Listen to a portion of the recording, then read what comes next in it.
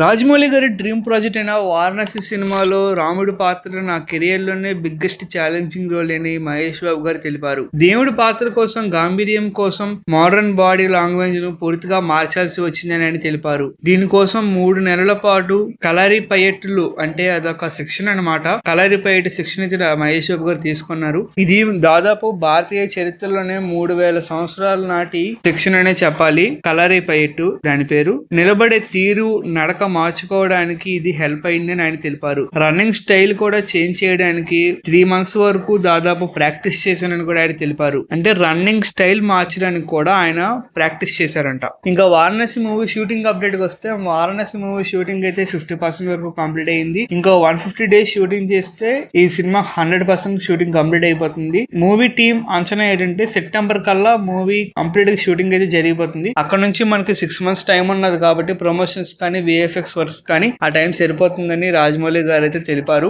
Major sequences అన్ని ముందుగానే shoot చేస్తారంట. ఈ సినిమాలో మైథలాజికల్ పీరియడ్ అంటే రామాయణకు సంబంధించినటువంటి ఏదైతే భాగం ఉన్నదో అది ఈ మూవీలో 25 నుంచి 30 నిమిషాల వరకు ఉంటుందని రాజమౌళి గారు తెలిపారు.